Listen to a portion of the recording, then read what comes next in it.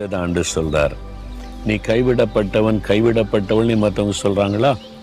நீ அவ்வளவுதான், கைவிடப்பட்டுட்ட, உனக்கு யாருமே கிடையாது, உன்மேல் அக்கறை கொள்றதுக்கு யாருமே கிடையாது, ஆண்டவர் கூட உன்னை கைவிட்டுட்டார், அதனால தான் பாரு நீ இப்படி இருக்கிற அப்படின்னு மற்றவங்க சொல்றாங்களா? ஆண்டவரே உன்னை மறந்துட்டார், கைவிட்டுட்டார், அவ்வளவுதான் அப்படி சொல்றாங்களா? ஆண்டவர் ஒரு நாள் கைவிட மாட்டார். அவர் கைவிடாத தேவன். நீ கைவிடப்படாத நகரம் என்று பெயர் பெறுவாய் அப்படின்னு ஆண்டவர் வாக்கு கொடுக்கிறார்.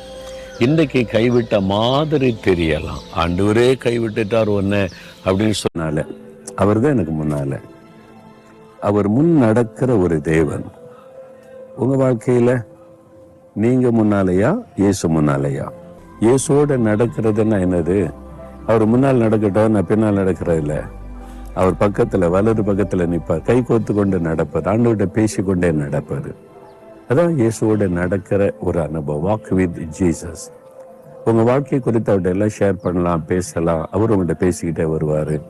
ஒரு தகப்பனும் பிள்ளையும் போல அந்த மாதிரி நடக்க முடிய வாழ்க்கையை அர்ப்பணிச்சுக்கிட்டீங்கன்னா எப்பவுமே ஒரு மனசுல செவி கொடுக்கணும். வேத வசனத்தை வாசிக்கும் போது அந்த கட்டளைக்கு செவி கொடுத்து அதற்கு கீழ்ப்படியும் போதுதான் இந்த ஆசீர்வாதம் வரும். நான் பக்தியா இருக்கிறேன், ஜெபிக்கிறேன், வாக்கு கொடுத்திருக்கார், நிறைவேறணும்னா நிறைவேறாது. நம்ம கவனமாய் கர்த்தருடைய கட்டளைகளின்படி நடக்கணும். நீங்க பிசினஸ் செய்து கொண்டிருந்தா பிசினஸ் மேன் எப்படி இருக்கணும் ஆண்டு சொல்லி இருக்கிறார், அதன்படி நடக்கணும். ஒரு ஊழியக்காரனா இருந்தா ஊழியக்காரர் இப்படிதான் இருக்குன்னு கர்த்தர் சொல்லியிருக்காரு, அதற்கு கீழ்ப்படிஞ்சாதான் அந்த ஊழிய ஆசீர்வதிக்கப்படும். இல்லாட்ட சும்மா நடக்கும், அவ்வளவுதான். இது மாதிரி தான் நிறைய பேர் முழுமையான ஆசீர்வாதத்தை பெறாத பேர் வருகை குறித்து சிந்திப்பதே இல்லை. என்னவோ இந்த உலகத்தில் இன்னும் 1000 வருஷம் அப்படியே வாழ போகிற மாதிரி வாழுகிறோம். உலக சிற்றின்பங்கள், உலக மாயைகள், உலக காரியத்துக்கு முக்கியத்துவம்.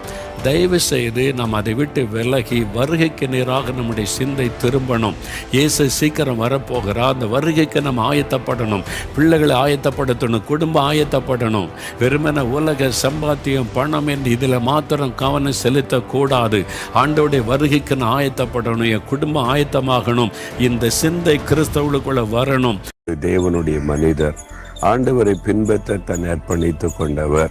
அவரை பார்த்துதான் ஆண்டு சொல்றாரு, நீ பயப்படாதே அப்படின்னா, அவருக்குடைய பயம் படுகிற ஒரு சூழ்நிலை, ஒரு பயம் அவருடைய உள்ளத்துல வந்ததுனால தான் ஆண்டு சொல்றார், நீ பயப்படாதேன்னு சொல்லி.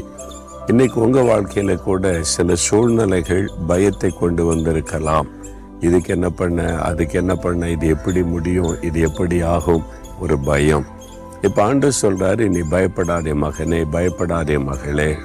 ஏன் பயப்படக்கூடாதுன்னு சொன்ன, நான் இருக்கிற உனக்கு கேட